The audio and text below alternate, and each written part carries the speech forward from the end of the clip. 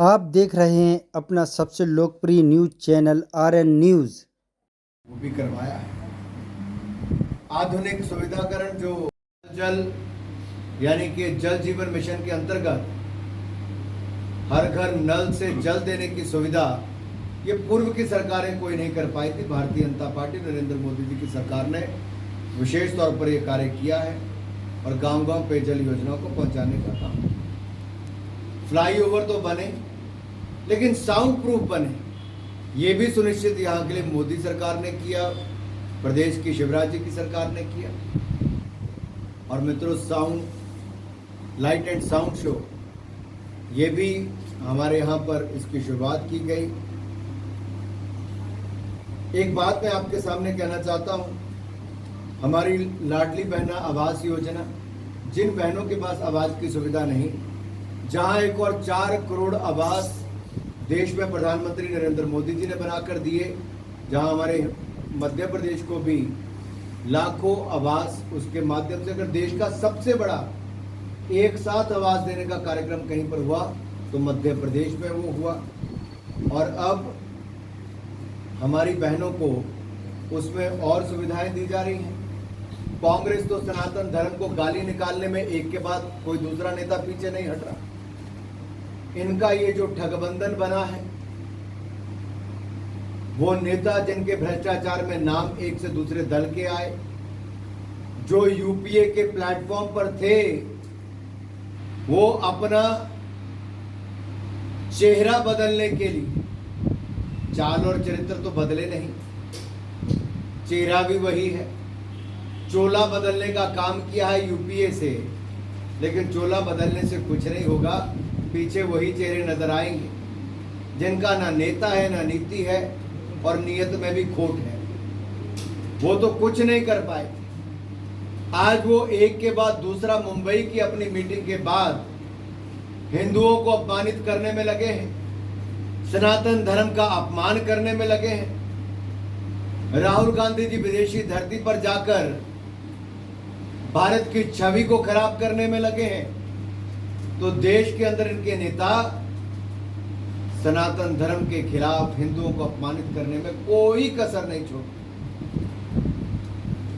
लेकिन राहुल गांधी जी के मुंह में दही जम गई है, वो एक शब्द नहीं बोले नेताओं के खिलाफ। इसका मतलब कांग्रेस पार्टी का पूरा समर्थन है कि हिंदुओं को अपमानित करो, वोटों का ध्रुवीकरण करो और चुनाव जीतने के लिए उन लोगों को उपयोग करो जो हिंदू विरोधी हैं।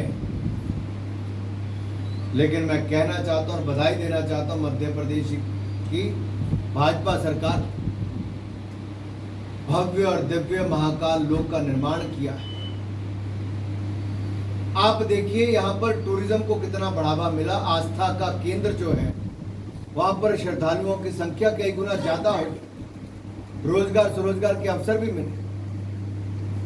और अब महाकाल लोक के बाद ओंकारेश्वर में और उसका भव्य निर्माण किया जाता है। शंकराचार्य जी की बड़ी प्रतिमा का निर्माण वहां पर किया जाता है। मित्रों, आप देखिए देश में दिव्य और भव्य सोमनाथ धाम का निर्माण हो, दिव्य और भव्य केदारनाथ धाम का निर्माण हो, दिव्य और भव्य काशीनाथ विश्वनाथ का हो, और हेमकुंड साहब में रोपवे बनाने की बात हो, करतारपुर कॉरिडोर खुलवाने की बात हो, बौद्ध सर्किट बनाने की बात हो, दिव्य और भव्य अयोध्या धाम और भव्य राम मंदिर बनाने की बात हो, तो ये भी भारतीय जनता पार्टी की सरकारों के समय हुआ। जहां एक और आस्था के केंद्रों के आसपास आधारभूत ढांचे का सुदृढ़ीकरण और भव्य निर्माण हुआ, वहीं पर कांग्रेस ने एक के बाद दूसरे नेता ने और इस घमंडिया गठबंधन के नेताओं ने हिंदुओं के खिलाफ और सनातन धर्म के खिलाफ लगातार प्रहार और दुष्प्रचार का काम किया। जनता इनको मुंह तोड़ जवाब देगी। हम जनता के बीच में अपनी विकास की योजनाओं को लेकर जाएंगे और उनका आशीर्वाद फिर एक बार डबल इंजन की सरकार के लिए मांगेंगे। बहुत बहुत धन्यवाद। मैं चाहता हूँ, ये तो एक बड़े चैनल ने भी कहा कि कैसे दुष्प्रचार करके और भ्रम फैलाकर फर्जी सर्वे दिखाकर कुछ लोग जनता को गुमराह करना चाहते। ये वही लोग हैं जिनका जमीन पे कुछ नहीं।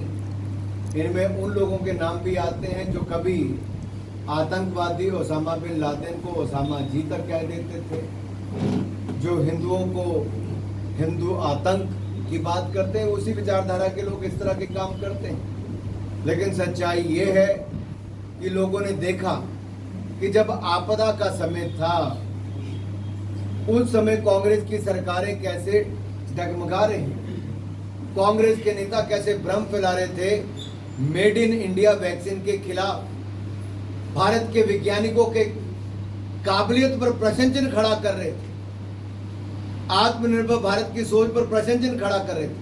आज मैं आपसे पूछता हूं, क्या ये उसी भारत में, हमारे भारत में 220 करोड़ वैक्सीन मुफ्त में नहीं लगी?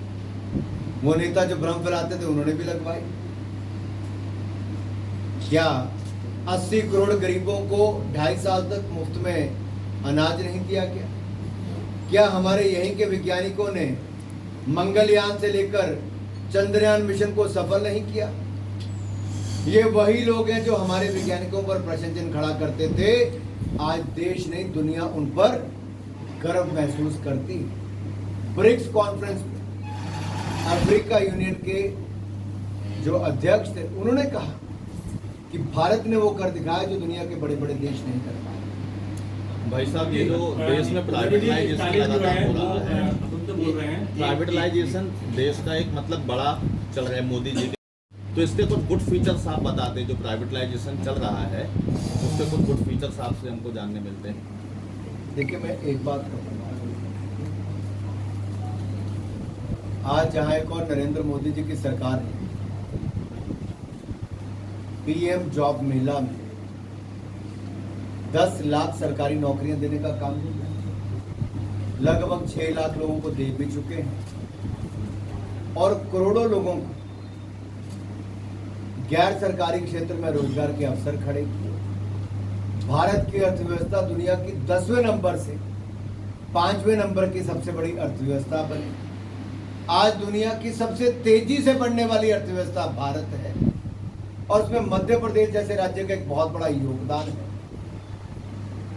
भारत के युवाओं के कौशल को जानकर स्टार्टअप जैसी योजना की शुरुआत, उसमें प्रश्न चिन्ह खड़ा करते थे।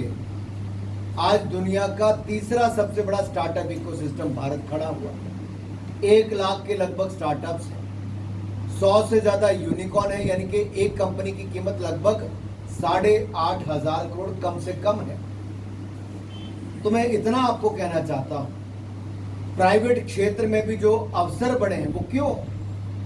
मुद्रा योजना में लगभग 34 करोड़ लोन दिए गए, 34 करोड़ खातों को लोन दिए गए, जो लाखों करोड़ रुपए उनको बगैर किसी जमीन, बगैर किसी घर को गिरवी रखे मिला है। यानी कि कितने करोड़ लोगों को रोजगार, स्वरोजगार के अवसर और सुनिश्चित हुए। पहले उनको चक्कर काटने पड़ते थे और 30% ब्याज लेना पड़ता था, आज 7, 8, 9%, 10% ब्याज पर पैसा मिलता है और बगैर जमीन गिरवी रखे मिलता है। ये बदलाव देश ने देखा है। महिलाएं भी इसमें बहुत आगे आई। अब सेल्फ हेल्प ग्रुप में 9 करोड़ महिलाओं को लखपति दीदी बनाने का काम नरेंद्र मोदी सरकार ने एक संकल्प के रूप में लिया। 15,000 सेल्फ हेल्प ग्रुप की बहनों को ड्रोन की उड़ाने की और रिपेयर की सुविधा भी उनको सिखाने का काम मिलेगा। तो बहनों को उस दिशा में आगे बढ़ाया जाए, ये भी एक प्रयास है। लाखों युवाओं को कौशल के लिए प्रधानमंत्री कौशल योजना हमने चलाई, स्किल इंडिया प्रोग्राम चलाया और 17 तारीख को विश्वकर्मा योजना देश भर में हजारों करोड़ रुपए की लॉन्च करने प्रधानमंत्री मोदी जी जा रहे हैं। ये देखिए, बहुत सारे काम जो कौशल भी और दूसरी तरफ से ऋण देने का भी और प्राइवेट क्षेत्र में उद्योगों को बढ़ावा देने का काम भी मोदी की सरकार ने किया। वहीं शिवराज जी की सरकार ने मध्य प्रदेश में उन केंद्र की योजनाओं के साथ साथ अपने राज्य की योजनाओं को भी बहुत आगे स्काई योजना है कि नहीं है? सीखो कमाओ, सीखो कमाओ योजना, ये पंख लगाने की बात है। युवाओं को सिखाओ भी, कमाओ भी और आगे बढ़ने का अवसर। ओसामा जी उसामा जी वाले की बात कर रहे हैं। अन्ना जी, भाई साहब, राहुल गांधी ने पाकिस्तान आतंकवाद को बढ़ावा देना बंद करे, आतंकवादी घुसपैठ बंद करे, ड्रोन के इस्तेमाल से और अन्य जो कारनामे करता है जिसके माध्यम से हथियार, ड्रग्स और आतंकवाद को फैलाने का काम वो पाकिस्तान को बंद करना चाहिए। इसका खामियाजा पाकिस्तान को भुगतना पड़ा है और जब तक ये बंद नहीं होता हमारे सैनिकों, हमारे निर्दोष नागरिकों के खिलाफ इस तरह की कार्रवाई, इस तरह की ऊंची हरकतें, तब तक जो बीसीसीआई या अन्य संगठनों ने जो निर्णय पहले ले रखा है कि द्विपक्षीय बायलैटरल वो सीरीज नहीं करेंगे, मुझे लगता है वो देश के हित में भी है और जो भावना है उसको आहत भी नहीं करता। पूरे केंद्रीय सरकार को लोकतंत्र में आशीर्वाद ही सब कुछ है और जनता का आशीर्वाद सबसे ज्यादा जरूरी है। कुछ लोग विदेशों में जाकर विदेशी लोगों का आशीर्वाद ले रहे हैं, हम मध्य प्रदेश की जनता के पास गांव-गांव जाकर उनका आशीर्वाद मांग रहे हैं कि फिर अवसर दीजिए।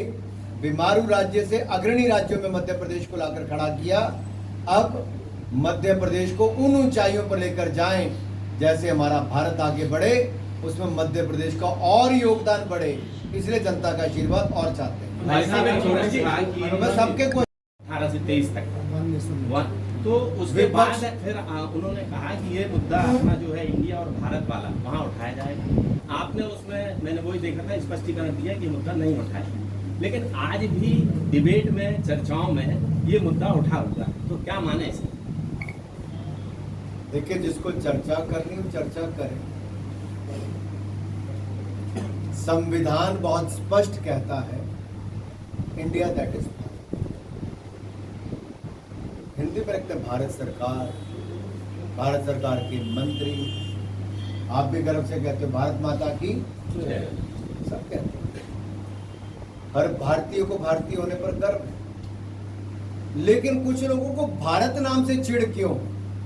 सवाल ये, उनको दर्द क्यों होता?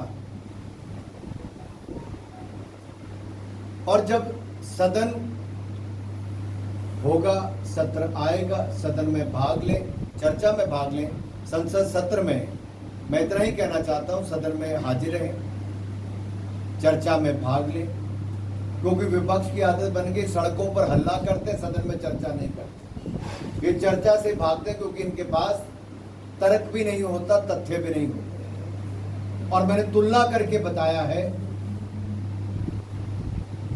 कि ये कांग्रेस ये देश को भी और मध्य प्रदेश को भी पिछड़ा कर रहे थे। हमने देश को भी आगे बढ़ाया और मध्य प्रदेश को भी आगे बढ़ाया, और देश के आगे बढ़ने की गति मध्य प्रदेश की गति के साथ जुड़ी है।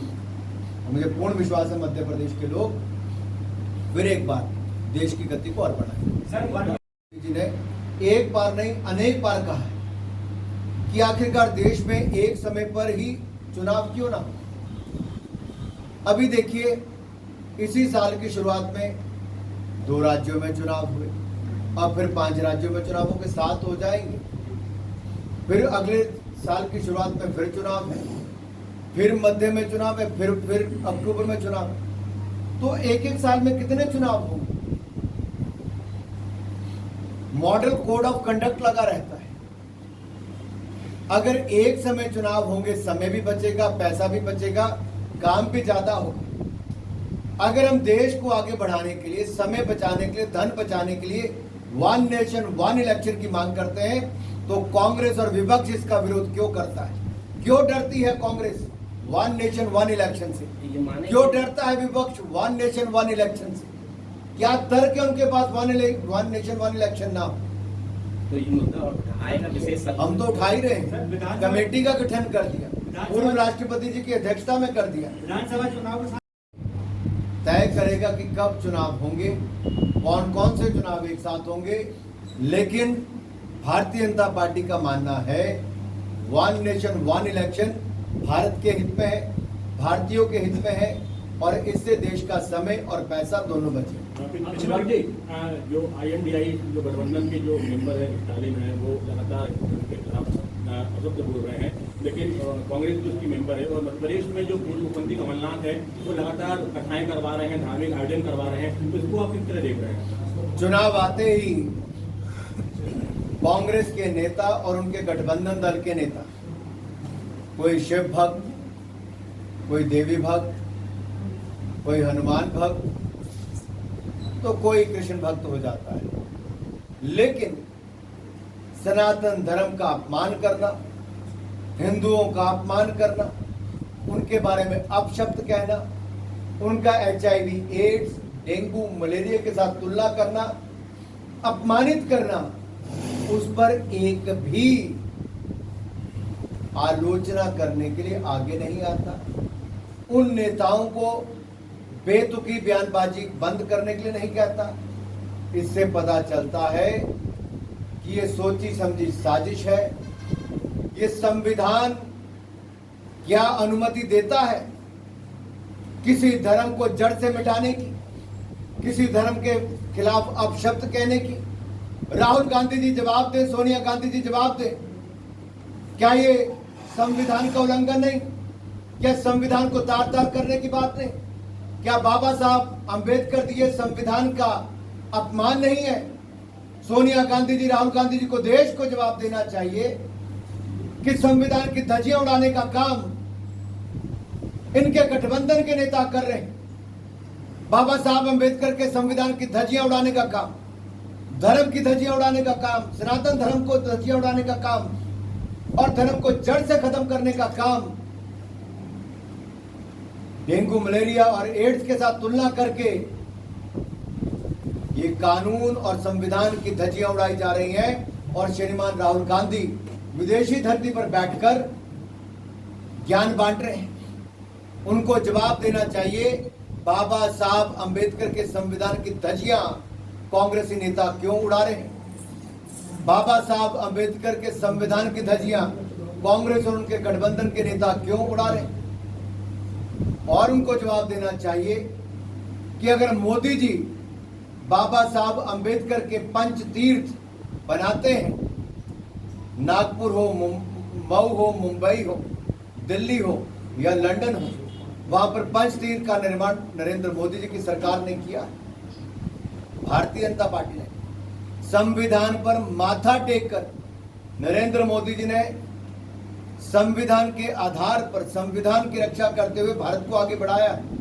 उसी संविधान की धज्जियां उड़ाने का काम कांग्रेसी नेता और विपक्ष के नेता कर रहे हैं। देश को जवाब देना चाहिए, संविधान की धज्जियां क्यों उड़ाई जा रही हैं? और कांग्रेस के नेताओं के मुंह में दही जम गई है। बाबा साहब अंबेडकर का अपमान हो रहा है, लेकिन कांग्रेसी चुप बैठे हैं। लोग आए, इससे ये हुआ कि जैसे वन नेशन वन इलेक्शन से पूरे देश में इस तरह की स्थितियां बनी कि एक ही पार्टी की, चाहे जो जिसके पक्ष में जनता आपका सुझाव है जी, तो ऐसा होगा तो और बेहतर होगा। पिछला चुनाव शिवराज जी की नेतृत्व चुनाव भारतीय जनता पार्टी ने जीते हैं। मध्य प्रदेश में भी, देश में पूर्ण बहुमत की सरकारें भी बनाई और काम करके डबल इंजन की सरकार फिर आएगी। और जैसा मैंने पहले कहा, मध्य प्रदेश का विकास भारत के विकास को सुनिश्चित करता है। ये डबल इंजन की सरकार मध्य प्रदेश के साथ साथ देश के विकास को दुगनी रफ्तार देती है। और भारत जो दुनिया की 5वीं सबसे बड़ी अर्थव्यवस्था बना है और तीसरी सबसे बड़ी अर्थव्यवस्था बनने के लिए फिर एक बार मध्य प्रदेश में भारतीय जनता पार्टी की सरकार बनेगी और देश अगले 2 साल के अंदर दुनिया की तीसरी बड़ी महाशक्ति अर्थव्यवस्था के रूप में बनेगी। तो उसमें एक मुद्दा क्यों नहीं आया भाई? वो भी एक होनी चाहिए ना। ये चलिए आगे, इस पे भी अलग अलग दलों को, सरकारों को जरूर विचार करना चाहिए। आगे भाई साहब, आपकी पार्टी महिला की बातें करती है, लेकिन महिला ब्रशलरों को सड़क में आना पड़ता है, उनको रोडों पर घसीटा जाता है, उसके बाद में उनको न्याय नहीं प्राप्त होता।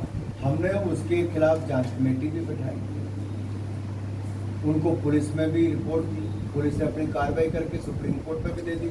सुप्रीम कोर्ट की सुनवाई के बाद अब निचले अदालत में कार्रवाई चल रही है, वहाँ पे पूरी उस पर बहस भी चल रही है, अगली डेट भी जल्द आ जाएगी।